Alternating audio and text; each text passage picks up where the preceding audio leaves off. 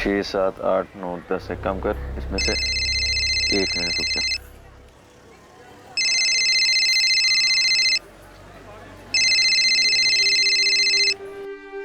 Hello, तुम्हारी बहन की डेड बॉडी पड़ी है, आके ले जाओ। कौन बोल रहा है?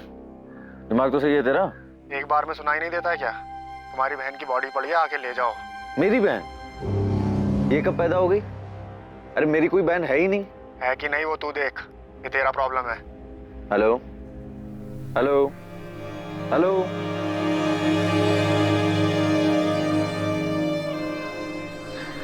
The number you have called is currently switched off.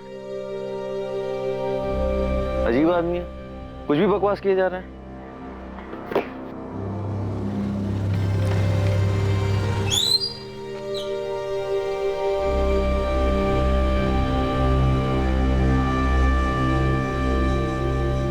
Mahabaleshwar के अमित भावे को जो फोन आया था, क्या वो कोई मजाक था? तुम्हारी बहन की डेड बॉडी पड़ी है, आकर ले जाओ। फोन करने वाले ने सिर्फ इतना ही कहा था, लेकिन अमित भावे की कोई बहन थी ही नहीं।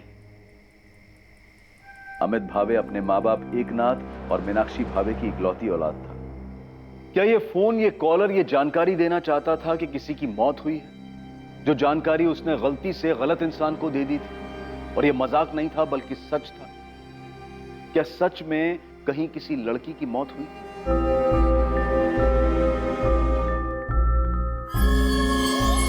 हमने आपकी बेटी के फोटो को सतारा के सभी पुलिस स्टेशन में भेज दिया।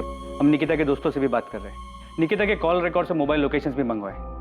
हमने हॉस्पिटल्स में भी चेक किया, लेकिन कहीं से कोई खबर नहीं मिली। प्रताप राव जी, कल घर में किसी बात को लेकर कोई झगड़ा हुआ था जिससे गुस्सा होकर? नहीं, कोई झगड़ा वगड़ा नहीं हुआ था। कल भी हमेशा की तरह निकिता कॉलेज के लिए सुबह निकली थी। हाँ, कॉलेज से दोपहर में वो ट्यूशन जाती है और 4 बजे घर वापस आ ही जाती है। कल सुबह रोज की तरह निकिता कॉलेज के लिए और शिवम स्कूल के लिए घर से साथ में ही निकले थे। शिवम 4:30 बजे घर आ गया था, पर निकिता नहीं आई। मैडम, कल निकिता कॉलेज आई थी, मैं उससे मिली भी थी। 1:30 बजे तक वो कॉलेज में ही थी। उसके बाद वो ट्यूशन क्लासेस के लिए गई होगी। आरती, मैंने निकिता के ट्यूशन में पता किया, कल वो ट्यूशन गई नहीं। मैडम, मैंने टीचर से ही पूछा और अटेंडेंस रजिस्टर भी चेक किया। 27 अप्रैल को निकिता एब्सेंट थी। धवल जी, निकिता अक्सर छुट्टी करती है, रेगुलर क्लास आती है। वो तो रेगुलर क्लासेस आती है। बहुत अच्छी स्टूडेंट है। 93% मार्क्स उसने स्कोर किए बीएससी फर्स्ट ईयर में, और 2 हफ्ते बाद उसके सेकंड ईयर के एग्जाम। मुझे खुद अजीब लग रहा है कि पढ़ाई में इतनी अच्छी लड़की क्लासेस बंक करके अचानक कहीं चली जाएगी और घर नहीं लौटेगी। आरती, क्या निकिता ने तुम्हें बताया था कि वो क्लासेस जा रही है? नहीं, उसने बताया तो नहीं, पर मुझे पता है कि 2 से 3:30 बजे उसकी ट्यूशन क्लासेस होती ही है। कॉलेज से वो सीधा धवल सर के यहाँ क्लासेस के लिए जाती है। क्लासेस नहीं गई तो फिर कहाँ जा सकती है? कोई बॉयफ्रेंड है उसका?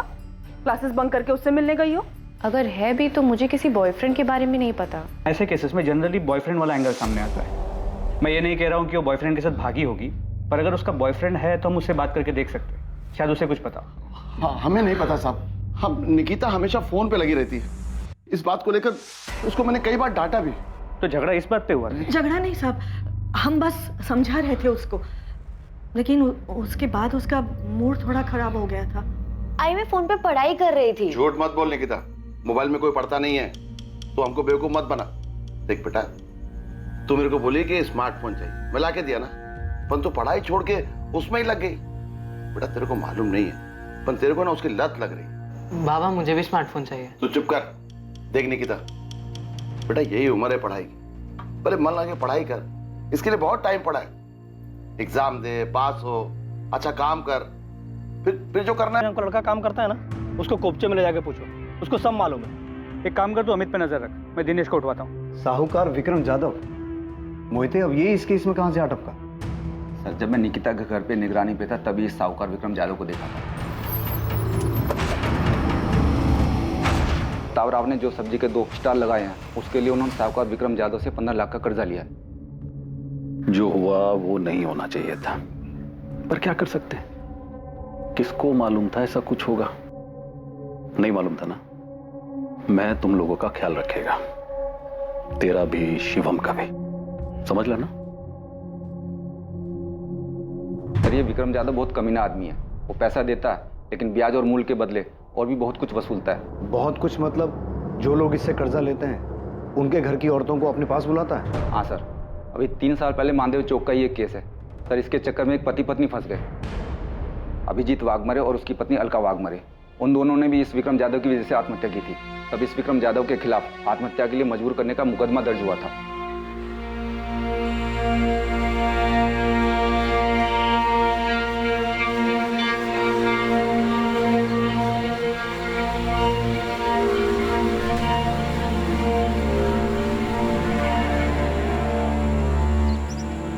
क्या वाकई निकिता ने आत्महत्या की थी? निकिता के बलात्कार और आत्महत्या से क्या वाकई साहूकार विक्रम जाधव का कोई संबंध था, या इस हादसे की कहानी कुछ और थी? अपराधी ने बलात्कार किया, फिर हत्या की और जानबूझकर इसे आत्महत्या का रूप देने की कोशिश की। सर, कंफर्म निकिता का मर्डर हुआ है और ये अमित हमसे झूठ बोल रहा है कि उसे नहीं पता कि उसे फोन किसने और कहां से किया। मैं ऐसे ही हिस्ट्री शीटर्स का पीछा करते करते किशोर कदम तक पहुंचा और पता चला इस किशोर का अमित के साथ कनेक्शन है। सर, निकिता के रेप और मर्डर में ये अमित जरूर इन्वॉल्व है। सर, मैं मानती हूँ कि ये मर्डर है, लेकिन इसके पीछे आरती और विनीत की लव स्टोरी है और ये एंगल इस केस में सबसे स्ट्रॉन्ग एंगल है। प्रॉपर्टी और लव स्टोरी के अलावा एक नया एंगल सामने आया है, साहूकार विक्रम जाधव का, जिसका ऑफिस और घर दोनों मानदेव चौक पे है। स्ट्रॉन्ग पॉसिबिलिटी है कि निकिता के बाप प्रताप राव ने खुद निकिता को विक्रम जाधव के पास भेजा था। क्या? निकिता के बाप ने खुद से विक्रम के पास भेजा था? पर क्यों सर? क्योंकि प्रताप राव ने विक्रम जाधव से 15 लाख का कर्जा लिया हुआ है। निकिता शायद उसके पास चली तो गई, लेकिन इस सदमे को बर्दाश्त नहीं कर पाई और आत्महत्या कर। घर वालों ने बताया कि वो कॉलेज पैदल आया जाया करती। 19 साल की लड़की है, लेकिन उसका कोई बॉयफ्रेंड है या नहीं ये किसी को पता ही नहीं है। सर, हमने निकिता की फैमिली से पूछा, उसके कॉलेज की बेस्ट फ्रेंड आरती से बात की, कॉलेज के बाकी स्टूडेंट से भी पता किया, लेकिन किसी को भी निकिता के बॉयफ्रेंड के बारे में कोई आइडिया नहीं। रूट चेक किया, घर से कॉलेज, कॉलेज से क्लासेस, क्लासेस से फिर घर किया, लेकिन 27 अप्रैल को क्लासेस गई ही नहीं। सर, निकिता के कॉलेज से घर वाले रूट पे कोई सीसीटीवी नहीं मिला, लेकिन उसके घर की दूसरी तरफ वाले रास्ते मानदेव चौक की तरफ से 20 मिनट की दूरी पर एक सुनार की दुकान है जहाँ सीसीटीवी लगा है। उसकी सीसीटीवी फुटेज में निकिता घर की तरफ जाती हुई दिख रही है। सर, ये फुटेज है। सर, ये देखिए, लड़की इस तरफ से आ रही है।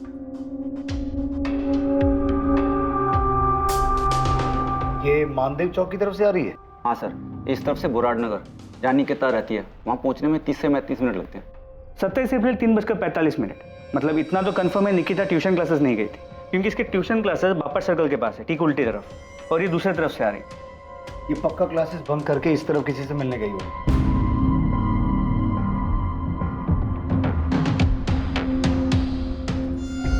एक मिनट रिवाइंड कीजिए।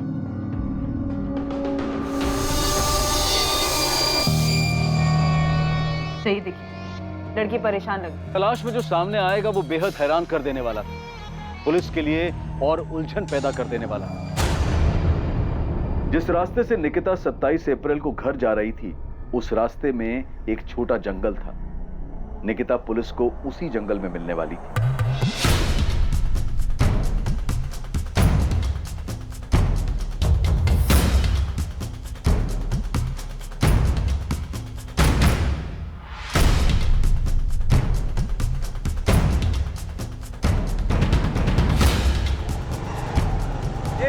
माने रुक रुक रुक, थाम रे थाम।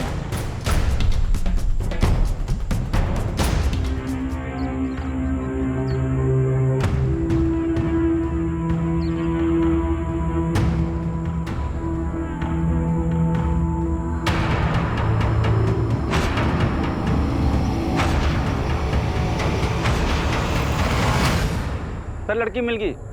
मानदेव चौक से बुराड़ नगर के लिए जो मेन रोड जाता है, उसके राइट साइड में पहाड़ी के पास जंगल में एक पेड़ पर उसकी लाश लटकी हुई है।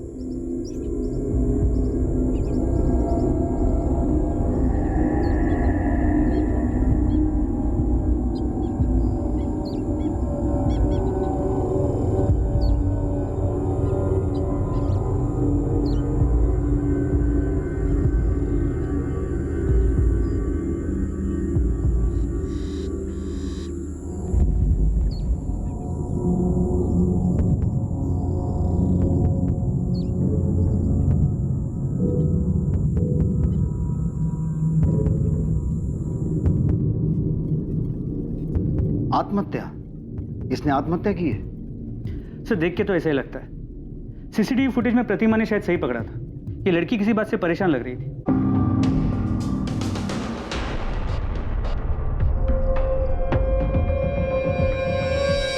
क्या प्लान बना के निकली थी कि इस तरह पहाड़ी वाले रास्ते पर सुनसान जगह पर जाकर फांसी लगा के सुसाइड कर लेगी?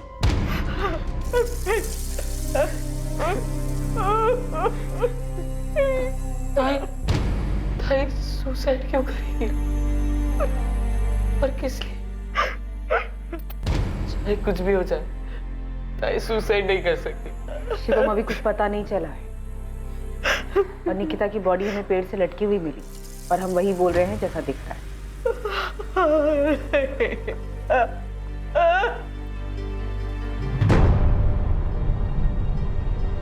लड़की के गले की हड्डी टूटी हुई है पेड़ पर लटकने की वजह से। लटकने की वजह से? आपका मतलब है इसने खुद? नहीं, मैं वो नहीं कह रहा हूँ। मैं ये कह रहा हूँ कि लड़की की मौत दम घुटने की वजह से हुई है, जो गले में इस रस्सी के दबाव के कारण हुआ है, और इसी रस्सी की वजह से गले की हड्डी टूटी है। बट मैं इस वक्त कंफ्यूज हूँ। क्यों? क्योंकि मरने के पहले इसके साथ रेप हुआ है। रेप हुआ? हाँ, रेप हुआ है और इसने खुद को बचाने की पूरी कोशिश की है। ये वो निशान है जो स्ट्रगल के दौरान रेपिस्ट से लड़ते वक्त हुए होंगे। तो पहले इसके साथ जबरदस्ती की गई, फिर गला दबाकर मारा गया और फिर पेड़ से लटका दिया? पक्के तौर पर नहीं कह सकता, क्योंकि गले पर सिर्फ रस्सी के निशान है और हाथ से गला दबाने के निशान अलग होते हैं, जो नहीं है। डॉक्टर महात्रे, अब आप मुझे कंफ्यूज कर रहे हैं, क्योंकि जब बॉडी को पेड़ से उतारा गया था तो लड़की के शरीर के कपड़े जरा से भी इधर से उधर नहीं थे। कपड़ों को देखकर कोई ऐसा कह नहीं सकता था कि मरने से पहले इसके साथ रेप हुआ है। रेप तो कंफर्म हुआ है, क्योंकि लड़की के प्राइवेट पार्ट में जिस तरह चोट के निशान मिले हैं उससे साफ पता चलता है कि इसके साथ जबरदस्ती हुई है। सीमेन? नहीं, बॉडी में सीमेन के रेसिड्यू नहीं है। पॉसिबिलिटीज है कि रेपिस्ट ने कॉन्डम यूज किया। लड़की का हाइमन रेप में ब्रेक हुआ है या लड़की सेक्सुअली एक्टिव थी या नहीं? वो सेक्सुअली एक्टिव थी। तो आपके अकॉर्डिंग हम इस केस को क्या माने? रेप के बाद मर्डर या फिर रेप के बाद आत्महत्या की तरह देखें? मुझे लगता है कि आपको ये केस मर्डर और सुसाइड दोनों एंगल से देखना चाहिए। इसमें सिवाय रेप के कुछ भी कंफर्म नहीं कहा जा सकता। सर, निकिता की फैमिली काफी सदमे में, कोई बात करने की हालत में नहीं। सर, इतनी छोटी सी बात कि बाप ने डांट दी, सिर्फ इसलिए क्या ये लड़की इतना बड़ा कदम उठा लेगी, सुसाइड कर लेगी? अगर मान लें कि मोबाइल की वजह से डांट पड़ी और उसने सुसाइड कर लिया, तो सुसाइड से पहले जो रेप हुआ उसका क्या? सर, अगर रेप हुआ है तो ये पर्सनल मैटर नहीं लगता। निकिता का फोन मिला? मैंने आसपास के एरिया को छाना, लेकिन निकिता का फोन कहीं भी नहीं मिला, नहीं उसके बैग में, नहीं आसपास कहीं। तुम लोग उधर देखो और तुम उधर। मोहिते, वो झाड़ियों के पीछे देखो, एक एक जगह देखना, कोई जगह छूटनी नहीं चाहिए।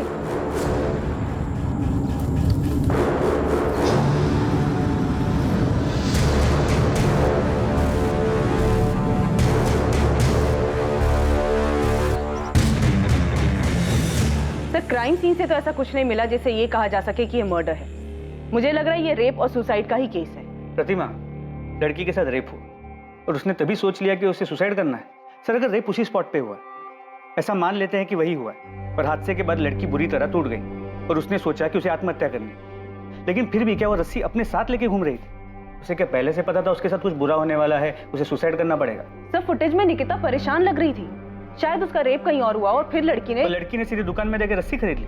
सर, मुझे पूरा यकीन है कि ये मर्डर है और जिसने भी किया है पूरे प्लानिंग के साथ किया है। पॉसिबल है कि उसने निकिता पे पहले से नजर रखी हुई थी, उसे पता था आज वो किस रास्ते से जाएगी और उसका फायदा कैसे उठाया जा सकता है। कॉन्डम, रस्सी, सब कुछ प्लानिंग के तहत किया गया। फिर भी सर, कोई ना कोई पर्सनल एंगल तो होगा ना, या तो लड़की के साथ या फैमिली के साथ। और अगर किसी ने मर्डर किया भी है तो कोई ना कोई पर्सनल एंगल तो होगा ना। हाँ बिल्कुल, पर्सनल एंगल के पूरे चांसेस, लेकिन यहाँ पर मर्डर को सुसाइड का कलर दिया गया। शायद पोस्टमार्टम में कोई चूक हुई, स्ट्रैंगुलेशन मार्क दिखा नहीं, लेकिन सर लड़की इतनी जल्दी इतना बड़ा डिसीजन ले लेगी, वो भी रस्सी तैयार पहले से? हमें सबसे पहले जरूरत है निकिता की फैमिली से बात करने की, उसका बैकग्राउंड निकालने की। सुसाइड हो या मर्डर, इसमें कुछ तो पर्सनल है। शायद रेप का प्लान ना हो, मौके का फायदा उठाया गया हो, जो भी है हमें दोनों पॉसिबिलिटीज का पता करना होगा। मोहित, मुझे सतारा और सतारा के आसपास के सारे पुलिस स्टेशन से रेप और मॉलेस्टेशन के सारे केसेस चाहिए, और ऐसे केसेस में कौन सा हिस्ट्री शीटर बाहर है, कौन सा अंदर है या बेल पर। पोस्टमार्टम रिपोर्ट के हिसाब से निकिता की मौत 27 तारीख शाम को ही हो गई थी।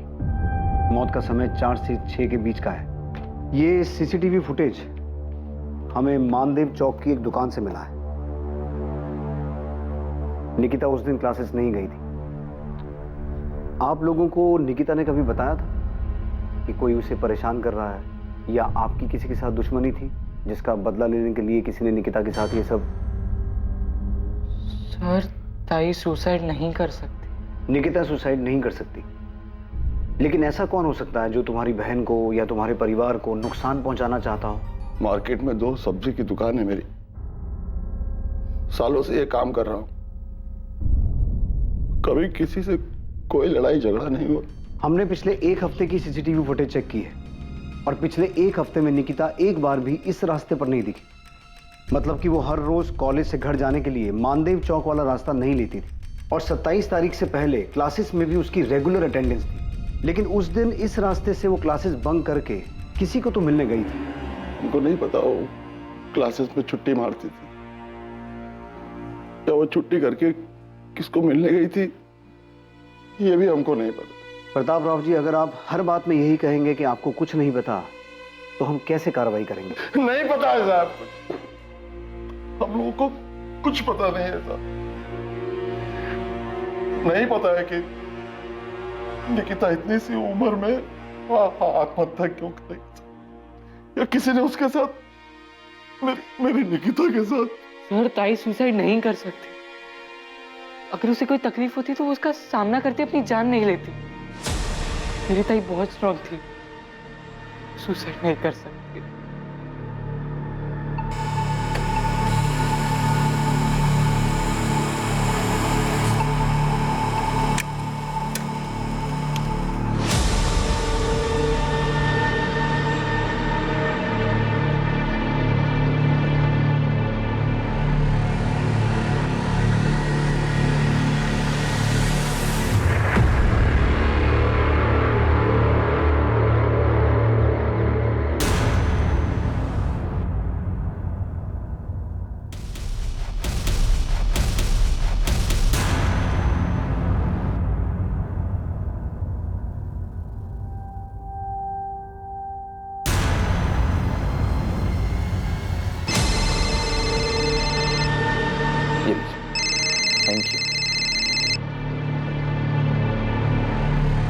हेलो, कौन बोल रहा है? जी आप कौन बोल रही हैं? मैं सतारा से असिस्टेंट सब इंस्पेक्टर प्रतिमा दलवी बोल रही हूँ। जी मैडम, मैं अमित भावे बोल रहा हूँ, बताइए। इस वक्त कहाँ हैं आप? जी मैं अभी अपने दुकान पर हूँ, महाबलेश्वर मार्केट में। क्यों, क्या हुआ? निकिता आप्टे को जानते हैं आप? जी जानता हूँ। क्यों? कैसे जानते हैं? अरे क्या हुआ मैडम, आप इतने सवाल क्यों पूछ रही हैं? अमित, क्या आप जानते हैं कि निकिता मर चुकी है? क्या? जी नहीं जानता मैम। एक्चुअली क्या है कि निकिता जो है वो मेरी कजन है, मेरी आई मीनाक्षी भावे के चचेरे भाई प्रताप राव आप्टे की बेटी है। और मैम ये बात आप हमें क्यों बता रही हैं? अगर ऐसा कुछ हुआ तो प्रताप मामा और शिवम ने फोन क्यों नहीं किया? निकिता ने मरने से पहले आखिरी कॉल आपको किया था। क्या? मुझे मैडम ये क्या कह रही है आप? मुझे कुछ। अमित, निकिता का रेप हुआ है और रेप होने के बाद या तो उसने सुसाइड किया है या उसका मर्डर हुआ है। ये सब 27 अप्रैल की शाम की बात है और निकिता ने मरने से पहले शाम को 4:23 पे तुम्हारे नंबर पे कॉल किया था और 21 सेकंड बाद भी हुई है तुम्हारी। मैडम निकिता के साथ जो कुछ भी हुआ ये सुन के मेरा सर घूम रहा है।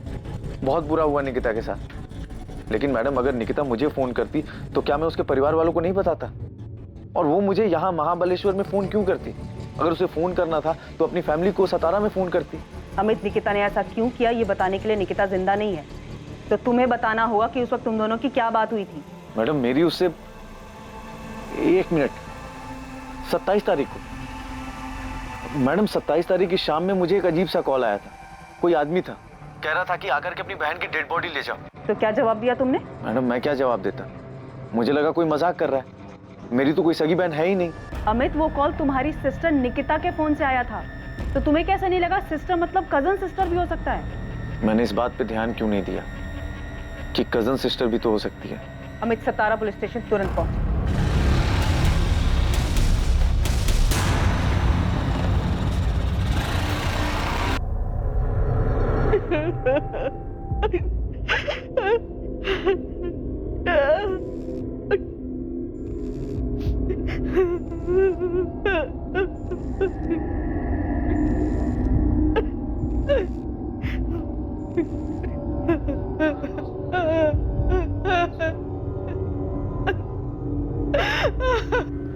जी मेरा नाम विनीत लोखंडे।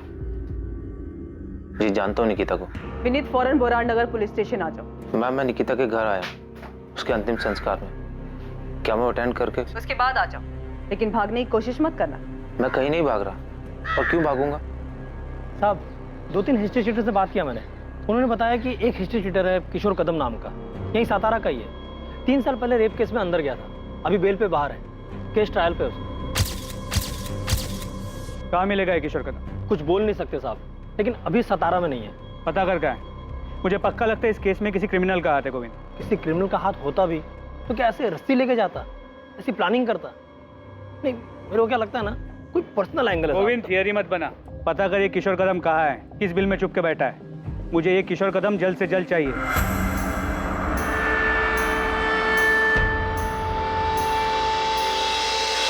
तुम ठीक हो ना? विनीत 1-2 घंटे में आ जाएगा। अंतिम संस्कार के बाद वो डायरेक्ट यहीं पर आ रहा है। मैंने मोहिते को उस पर नजर रखने के लिए बोला है। ये निकिता का बॉयफ्रेंड था। ताज्जुब की बात है कि इसके बारे में किसी को कुछ पता ही नहीं है। अजीब तो है सर। जब मैंने विनीत से निकिता के बारे में पूछा तो उसने कुछ छुपाने या फिर झूठ बोलने के बजाय सीधा बोला कि उसका और निकिता का अफेयर था। विनीत निकिता का सीनियर था। पिछले साल इसका ग्रेजुएशन पूरा हुआ और उस दिन निकिता ने क्लास सिर्फ विनीत से मिलने के लिए बंक किया था। और 27 अप्रैल को दोपहर में वो दोनों माधव चौक के पास जो पार्क है वहां मिले थे। अक्सर वो दोनों वहीं मिला करते थे। और इसी वजह से निकिता उस रास्ते से घर जा रही थी, राइट? Yes sir. सर ये अमित अलग ही केस। जब अमित को वो कॉल आया था कि उसकी बहन मर गई है तो उसने कोई भाव ही नहीं दिया, फोन कट कर दिया क्योंकि उसकी अपनी कोई बहन नहीं है, जबकि उसे वो कॉल निकिता के ही फोन से आया था। झूठ बोल रहा है। ये अमित कितनी देर में पहुंचेगा यहाँ? महाबलेश्वर से निकल गया, उसका फोन ट्रेस कर रहा है फिलहाल ऑन। मुझे नहीं लगता भागने की कोशिश करेगा। अमित भावे को महाबलेश्वर में निकिता के मोबाइल फोन से फोन आया था। तुम्हारी बहन की बॉडी पड़ी है, आके ले जाओ। मेरी बहन? अरे मेरी कोई बहन है ही नहीं। वो फोन जो अब लापता था, पर सवाल यह था कि अमित को कैसे कुछ समझ में नहीं आया, जबकि फोन खुद निकिता के नंबर से आया। और दूसरा सवाल कि यह कैसे हो सकता था कि किसी को पता ही नहीं था कि निकिता का विनीत लोखंडे नाम का कोई बॉयफ्रेंड है। सिर्फ यही नहीं, और भी बहुत सारी बातें थी जो इस केस में सामने आनी बाकी थी।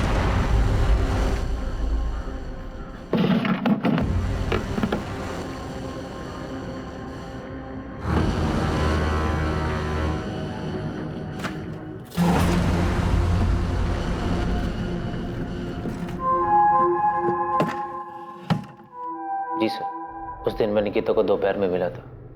पिछले 1.5 साल से मेरा उसका अफेयर चल रहा था। 1.5 साल से?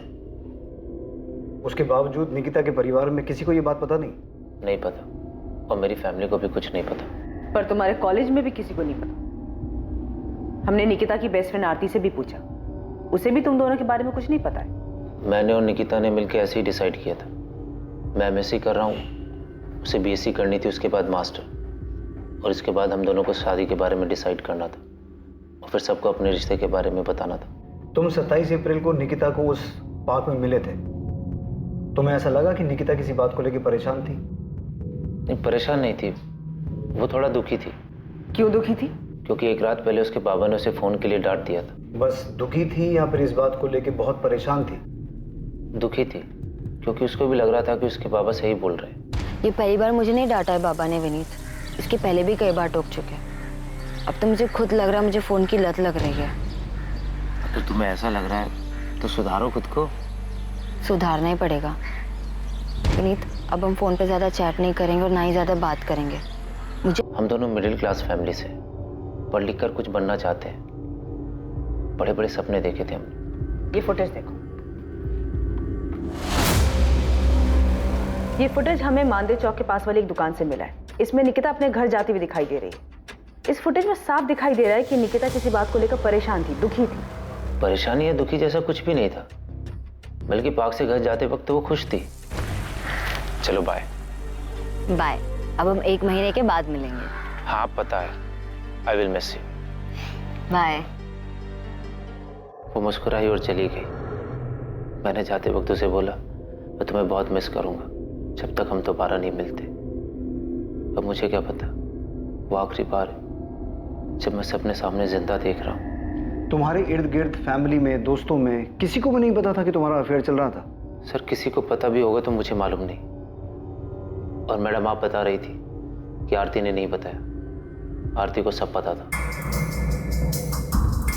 चल मान लिया कि निकिता ने कहा था कि तुम एग्जाम्स के बाद मिलोगे, तब तक कोई फोन कोई मैसेज नहीं होगा, राइट? यस। निकिता 27 तारीख को गायब हुई थी और उसकी बॉडी हमें 29 तारीख को मिली थी। उससे पहले हमने पूरे शहर में पोस्टर लगवाए थे, यहाँ तक कि तुम्हारे कॉलेज के नोटिस बोर्ड पे भी उसकी फोटो लगवाई थी कि किसी को कुछ पता हो या पता चले तो वो आके बताए। तब भी तेरे किसी दोस्त ने बताया नहीं कि निकिता गायब हो गई है। और आरती ने भी नहीं बताया हमें ये सब। मैंने आपको बताया ना, हम दोनों ने मिलकर डिसाइड किया था कि फ़ोन को साइड में रख के स्टडी पे फोकस करेंगे, और इसके बाद मैंने अपना फ़ोन स्विच ऑफ कर दिया था। अच्छा, तो फिर आज ऑन क्यों किया? एग्जाम पास कर लिए तूने? नहीं सर, न्यूज़पेपर से पता चला कि क्या हुआ। इतने शौक में था कि समझ में नहीं आया क्या करूं क्या ना करूं। बहुत गिल्टी फील हो रहा था। क्यों गिल्टी फील हो रहा था? मेरी गर्लफ्रेंड के साथ इतना सब कुछ हो गया और मुझे पता ही नहीं चला। पिछले 1-1.5 साल से तुम्हारा अफेयर चल रहा था, राइट? और इस छोटे से शहर में किसी को तुम्हारे अफेयर के बारे में नहीं पता था, राइट? यस। तो इस 1-1.5 साल के अफेयर में तुम दोनों का फिजिकल रिलेशन बना? नहीं सर, निकिता ऐसी लड़की नहीं थी। उसने साफ साफ कह दिया था कि शादी से पहले हमारे बीच में ऐसा कुछ नहीं होगा। और तू भी उस तरीके का लड़का नहीं है, इसलिए तू इस बात पे मान गया। अब कहना क्या चाहती है मैडम? मैं निकिता से प्यार करता था, मैं उसके साथ फिजिकल होने के लिए रिलेशन नहीं बनाया था। सब आप ऐसे क्यों देख रहे हैं मुझे? तू नहीं था तो फिर कौन था जिसका निकिता के साथ फिजिकल रिलेशन था? तू झूठ पे झूठ बोले जा रहा है और तेरा हर झूठ पकड़ा जा रहा है। निकिता के साथ रेप हुआ था, लेकिन वो सेक्सुअली एक्टिव थी। इसलिए अब बकना बंद कर और बोलना शुरू कर। जी सर, हमारे बीच में फिजिकल हुआ था। ये बात मैंने इसलिए छुपाई ताकि निकिता की फैमिली को पता ना चले, नहीं तो बेकार में। क्या बेकार में? बेकार में क्या विनीत? निकिता मर चुकी है, उसका रेप हुआ था, और रेप होने के बाद या तो उसने सुसाइड किया या उसका मर्डर हुआ। इससे ज्यादा क्या सदमा लगता है उसकी फैमिली को? तू क्या सोच रहा है? तू कुछ छुपाएगा तो बच के निकल जाएगा? मैडम, जब मैंने कुछ किया नहीं तो मैं क्या छुपाऊंगा? हाँ, मैंने आपसे झूठ बोला कि हम दोनों के बीच में फिजिकल रिलेशन नहीं था, लेकिन हम दोनों के बीच में जो भी हुआ वो हम दोनों की मर्जी से हुआ था। निकिता पार्क से निकलते वक्त खुश थी या ये भी झूठ बोल रहा है? मैडम, मैं कसम खा के कहता हूँ मैं झूठ नहीं बोल रहा हूँ। निकिता पार्क से निकलते हुए खुश थी, उसे कोई परेशानी नहीं थी।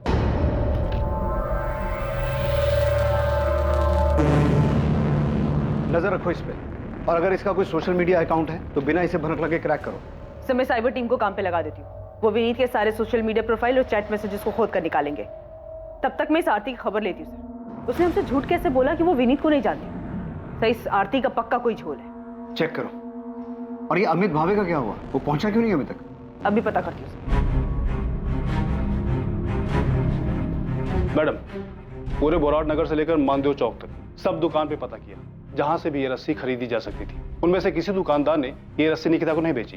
ठीक है, माने मुंबई साइबर सेल को फोन करो और अश्विन को मैसेज भेजो कि मुझे फोन करे। उसका फोन नहीं लग रहा है। अमित, अगर तुझे ऐसा कोई फोन आया था तो तूने हमें बताया क्यों नहीं?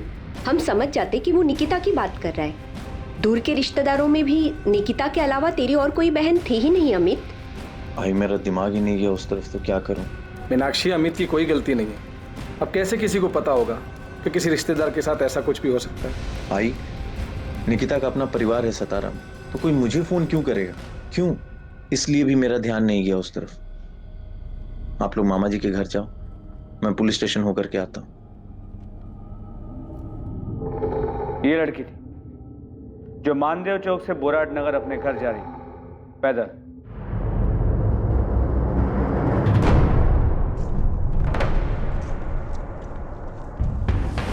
ये रास्ता बीच में सुनसान हो जाता, जहां पर इसके साथ पहले रेप किया गया और उसके बाद मर्डर। किसने किया है तुम दोनों में से? नरेश तूने, ये चंदर तू? मुझे कुछ नहीं मालूम है। और वैसे भी जिस दिन कांड हुआ ना, मैं पूरा दिन अपने घर पे था, इधर आया ही नहीं। मैं भी साहब उस रास्ते से नहीं गया उस दिन। तुम दोनों ने इससे पहले भी इसी तरह का जुर्म किया है और ये पक्का तुम दोनों में से किसी का काम है। मुझे वो आदमी हर हाल में चाहिए जिसने ये रेप और मर्डर किया है। अगर किया होता तो वो गोविंद आया था ना, उसको बता देते ना। आपके डंडे खाने के लिए क्यों आते?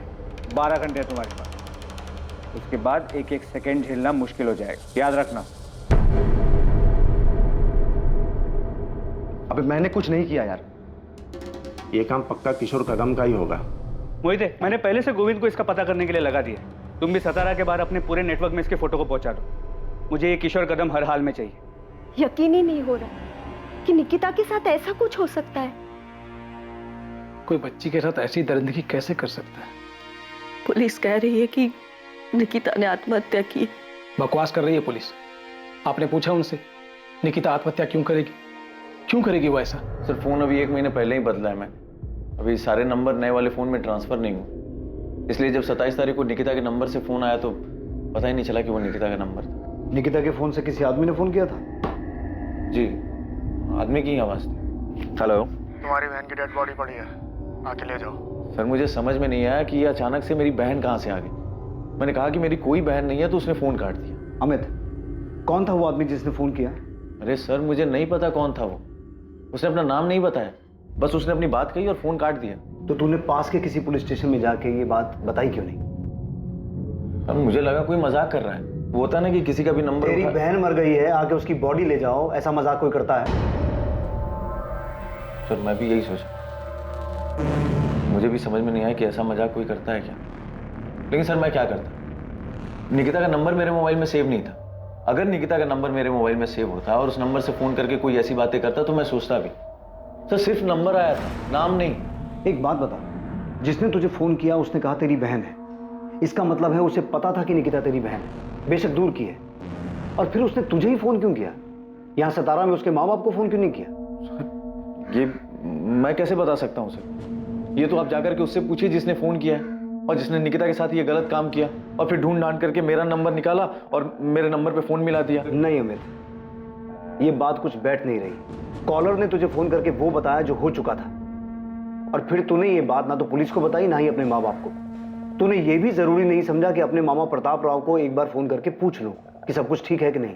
सर, मैं ऐसे कैसे इतना दिमाग लगा कि वो बहन बोला मतलब मेरी दूर की बहन निकिता होगी और निकिता के साथ ऐसा कुछ हुआ होगा। सर, मुझे तो ये बात तब पता चली जब आपके असिस्टेंट सब इंस्पेक्टर ने मुझे फोन करके ये बात बताई। और सर, मुझे क्या, आई बाबा को भी इस बारे में नहीं पता। इतनी बड़ी बात हो गई और प्रताप मामा ने हमें फोन तक नहीं किया। क्यों नहीं किया? सर, मुझे क्या पता क्यों नहीं किया। इतनी बड़ी घटना हुई है, हो सकता है सदमे में हो, उनका दिमाग नहीं काम किया हो। पक्का जिसने फोन किया था उसने इतना ही बोला था और कुछ नहीं बताया था? सर, अगर कुछ और बताया होता तो क्या मैं उसकी बात को हल्के में लेता? अब तो मुझे भी एहसास हो रहा है कि मैंने गलती कर दी। मुझे उसकी बातों को हल्के में नहीं लेना चाहिए था, मुझे पुलिस स्टेशन जाना चाहिए था। अमित को 27 तारीख से ही पता था, वो पहले से ही जानता था। मीनाक्षी और एकनाथ ने तो हमें कुछ नहीं बताया। मैं पहले ही सोच के हैरान था कि उन्हें निकिता के बारे में कैसे पता चल गया। अमित भी मिला था कल, उसने एक बार भी नहीं बताया कि घर आने से पहले वो यहां पुलिस स्टेशन होकर गया। प्रताप जी, कोई बात है क्या? अमित के साथ कुछ हुआ है? वो जो भी है, पर किसी ने निकिता के फोन से अमित को फोन क्यों किया? हम भी यही सोच रहे हैं। आपके और अमित के बीच, आप दोनों परिवारों के बीच सब कुछ ठीक है? आपने भी निकिता के बारे में उन्हें नहीं बताया था? अमित की आई मेरे सगे काका की बेटी, मेरी चचेरी बहन, कोल्हापुर में हमारा खेत। नाना ने तेरी आई की शादी का मेरे बाबा से पैसा लिया था, उसका लिखाव भी मेरे पास है, तुझे बता भी चुका हूं और दिखा भी चुका हूं। मैं जमीन देने से कम मना कर रहा हूं, लेकिन तेरे नाना ने जो पैसा लिया था और लौटाया नहीं ना, उसकी भरपाई तो जमीन से ही होगी ना। तो पैसा दे दे और अपना हिस्सा ले ले। हाँ, 30 साल पहले ली गई नकदी की बराबरी आप जमीन से कैसे कर सकते हो? कोर्ट को करने दे फैसला। बात करके तू आसानी से मामले को निपटाना नहीं चाहता। तू ही गया था कोर्ट में, मैं नहीं गया था। और भाव, अभी आपको लग रहा है आप केस हार जाओगे तो बाबा से जबरदस्ती समझौता करने से। ये शिवम, छोटा है तू, छोटा ही रहे, बड़ों के बीच में मत बढ़। भाव, आप भी तो बाबा और काकी से छोटे हो, तो बीच में क्यों पड़ रहे हो? ये मामला उन्हें खुद सुलझाने दो। धोखा दिया है मामा आपने, इतनी आसानी से नहीं छोड़ूंगा। अमित झूठ बोल रहा है सर। ये कैसे हो सकता है कि उसके पास निकिता का नंबर ना हो? निकिता अपने नंबर से उसको फोन करती थी और उसने कई बार खुद निकिता को फोन किया कि ये समझौता उसके हक में करा दे। अमित भाव, एक तरफ समझौता करना चाहते हो, दूसरी तरफ आप बाबा को धमकी देते हो, कोर्ट के बाद उनका कॉलर पकड़ते हो, बदतमीजी करते हो। आप समझते क्या अपने आप को? निकिता, मैं अपनी खुशी से कोर्ट में नहीं गया, बल्कि तुम्हारे बाबा ने मुझे मजबूर किया कोर्ट जाने के लिए। मेरे पास कोई दूसरा रास्ता ही नहीं छोड़ा। 30 साल पहले मेरे नाना ने तुम्हारे दादा से 50,000 रुपए लिए थे और उस 50,000 का हिसाब बढ़ा चढ़ा करके तुम्हारे बाबा आज खेत में हिस्सा काट रहे हैं। अब तू बता, 50,000 रुपए में इतना बड़ा खेत मिलेगा क्या? भाव, आप अपना ये गणित ना मुझे मत समझाओ। हिसाब करना मैं आपसे ज्यादा अच्छे से जानती हूँ। बाबा आपके साथ कुछ गलत नहीं कर रहे। अगर तेरे दादा ने अपने भाई की बेटी की शादी में 50,000 रुपए दिए ना, कोई बड़ा काम नहीं किया। और वैसे भी ये चाचा की तरफ से अपनी भतीजी को शादी का गिफ्ट हुआ ना। वाह भाव, अब तो गिरगिट की तरह रंग बदलते। देखिए भाव, कोर्ट जाने का फैसला आपका था, हमारा नहीं। तो अब जो भी फैसला करेगी कोर्ट ही करेगी और हम सबको मानना पड़ेगा। निकिता, मुझे लगा था तू पढ़ लिख रही है तो थोड़ी अकल होगी तुझमें, तू अपने बाबा को समझाएगी। कि परिवार में ऐसे झगड़े नहीं करते, लेकिन तू भी अपने बाबा की तरह बैल बुद्धि ही है, कुछ समझ नहीं है तुझमें भी। आपको समझ आ गया है ना, तो बार बार मुझे फोन करके परेशान मत करना कि अपने बाबा को समझा, ठीक है? बाय। तो क्या अमित ने कुछ किया? निकिता के साथ जो हुआ है वो...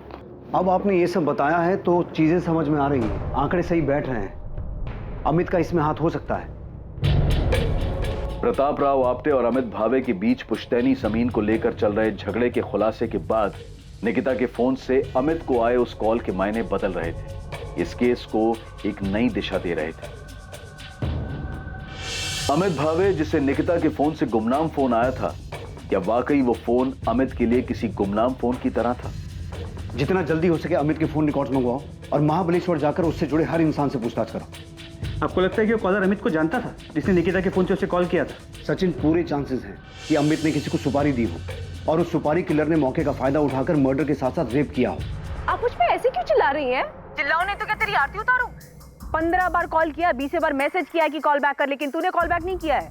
मैंने फोन इसलिए नहीं किया क्योंकि जो निकिता के साथ हुआ मैं उसके शॉक में थी। 2 दिन से बीमार थी, मैं कॉलेज भी नहीं आ पाई। और अगर मैंने फोन नहीं किया तो आप मुझसे ऐसी बात करोगे आरती उतारूं मैं तेरी? तूने हमसे झूठ क्यों बोला कि तुझे नहीं पता था कि विनीत निकिता का बॉयफ्रेंड था? क्योंकि मुझे नहीं पता था कि अभी भी दोनों के बीच में कुछ चल रहा था। और अगर मुझे पता ही नहीं है तो मैं क्या बताऊं आपको? उनका क्या रिलेशनशिप था, कैसा था, मुझे नहीं पता। उनके बीच क्या था क्या नहीं, ये बात की बात है। असल बात ये है कि निकिता का बॉयफ्रेंड था या नहीं था, जो बात तूने हमसे छुपाई। और अब आपको पता चल गया है ना, विनीत ने खुद बताया ना कि वो उसका बॉयफ्रेंड था। अब क्या चाहती है आप मुझसे? देखिए, आप मुझे ना बार बार परेशान मत कीजिए। Thank you, bye.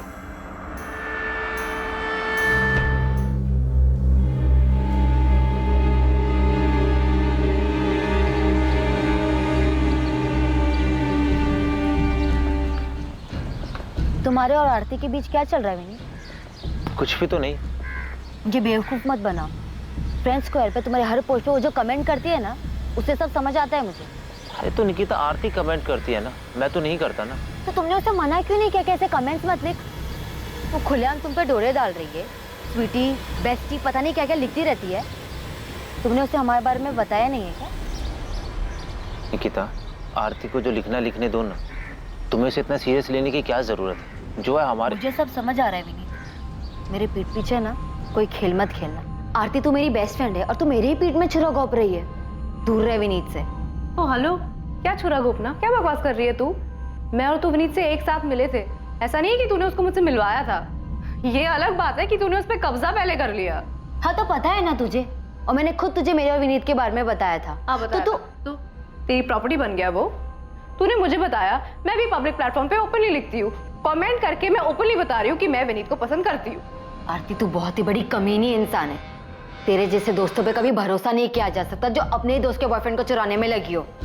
पर याद रख, मेरे होते हुए विनीत तुझे कभी नहीं मिल सकता। और अगर मैंने उसको पटा लिया तो? अगर वो भी मुझे पसंद करने लगा तो तू भरोसेमंद दोस्त बनेगी ना निकिता? छोड़ देगी ना तो उसे? छोड़ देती, पर मुझे पता है ऐसी नौबत कभी नहीं आएगी। वो तुझे कभी पसंद ही नहीं कर सकता क्योंकि वो सिर्फ मुझसे प्यार करता है। तो तू भाड़ में जा। अरे भाड़ में तो तू जाएगी क्योंकि तू मुझसे डरती है, मैं तुझसे नहीं डरती, समझी?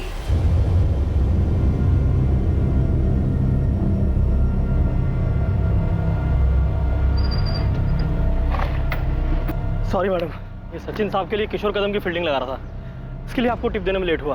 वो तो ठीक है गोविंद, ये बता आरती के बारे में कुछ पता चला या नहीं? मैडम, इनकी एक तीसरी दोस्त है, विद्या नाम है इसका। इससे जाके बात करो, इसे पता होगा कि ये आरती और निकिता पिछले 3 महीने से क्यों नहीं बात कर रहे।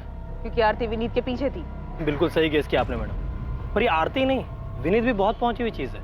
ये मुझे पहले से मालूम है। और मैडम, इस पूरी खिचड़ी में एक और पुराना चावल है, कुणाल सामंत।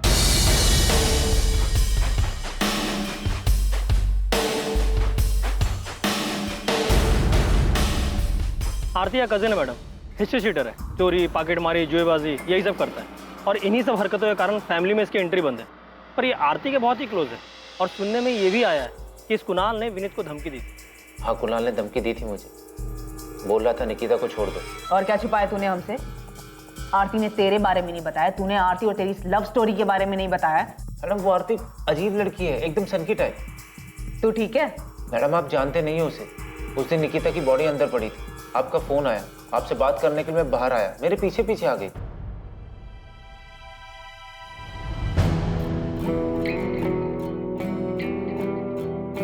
किसका फोन था विनीत? पुलिस का? विनीत अब तो निकिता नहीं रही ना, तो अब हमारे बीच कोई नहीं है ना?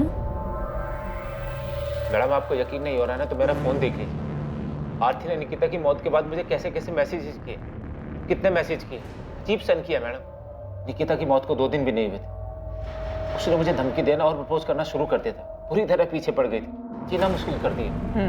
वो सन की है तो सीधा भोला भाला बेचारा लड़का है जिसके पीछे 2 लड़कियां फिदा हैं। अब ये बता कि तू निकिता से आखिरी बार मिला था, जो बात हुई थी वो भी तूने हमसे झूठ बोला था ना? एक तरफ आरती तांबे का निकिता को लेकर गुस्सा और विनीत को लेकर प्यार एक नई संभावना की तरफ इशारा कर रहा था, वहीं दूसरी तरफ महाबलेश्वर से एक ऐसी चौंकाने वाली खबर सामने आने वाली थी जो इस केस को एक नई दिशा देने वाली थी। यहाँ महाबलेश्वर में अपने पंटर ने पहली बॉल पे छक्का मारा है, धांसू खबर ढूंढ के निकाली है। ये अमित भावे अपने को एड़ा बना रहा है। गोविंद, फालतू के डायलॉग बंद कर और बता कि खबर क्या है। आपने जो किशोर कदम नाम का तीर अंधेरे में चलाया था, वो लगता है सही निशाने पे लगा है। मतलब अमित भावे का इस किशोर कदम से कनेक्शन है? बिल्कुल साहब। ये किशोर कदम पिछले 1 महीने से महाबलेश्वर में देखा गया है, और अकेला तो दिखा ही है, अमित भावे के साथ भी देखा गया है।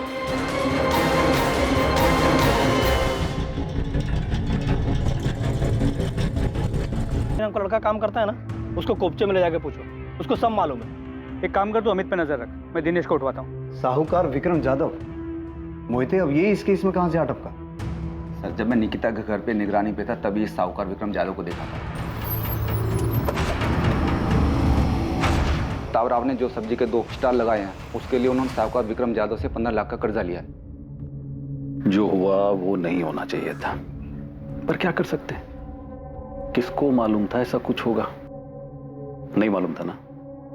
मैं तुम लोगों का ख्याल रखेगा, तेरा भी शिवम का भी, समझ ला ना?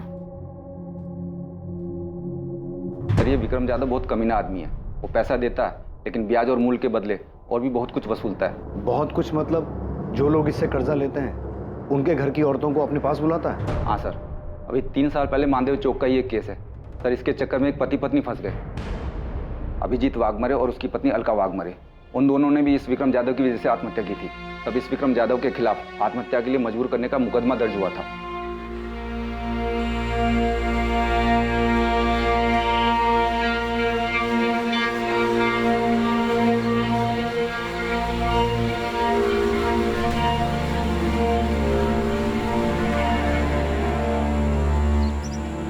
क्या वाकई निकिता ने आत्महत्या की थी?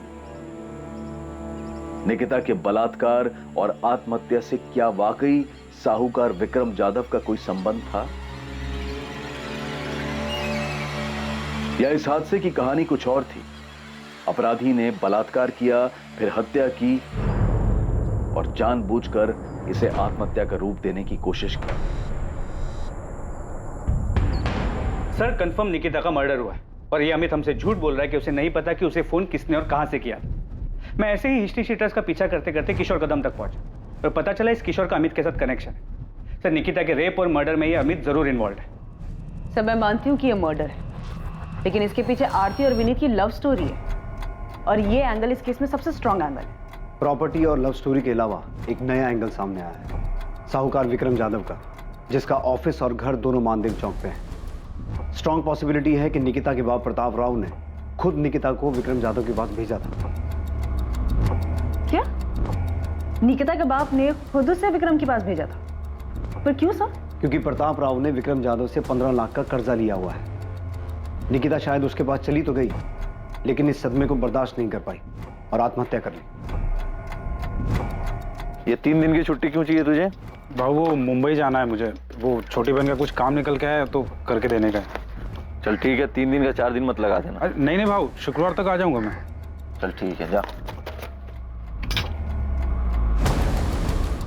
अमित को जो गुमनाम फोन आया था, क्या उस आदमी ने अमित से वही कहा था जो उसने पुलिस को बताया था, या सच कुछ और था? आरती, तू टेंशन मत ले, खुश हो जा।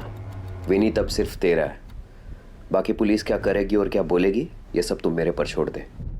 क्या प्यार के नाम पर विनीत के लिए आरती की दीवानगी सारी हदें पार कर चुकी थी, या निकिता की मौत का अपराध बोध उसके घर के भीतर इर्द गिर्द कहीं था जिसकी कल्पना भी नहीं की जा सकती थी?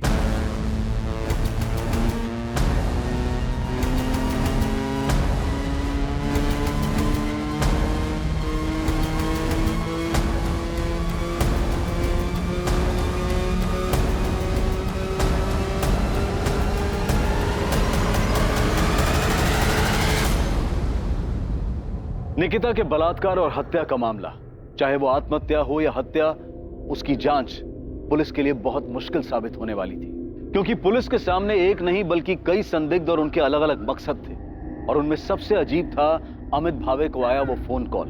बेहद घुमावदार और लंबे समय तक चली छानबीन, पूछताछ और ट्रैकिंग के बाद आखिरकार पुलिस असली अपराधी तक पहुंच गई और जो सच सामने आया वो बेहद चौंकाने वाला और बेहद डरावना था। कल रात 10:30 बजे इस केस के दूसरे और आखिरी भाग में हम देखेंगे कि पुलिस कैसे असली अपराधी तक पहुंची और उन्होंने ये केस किस तरह से हल किया। जय हिंद।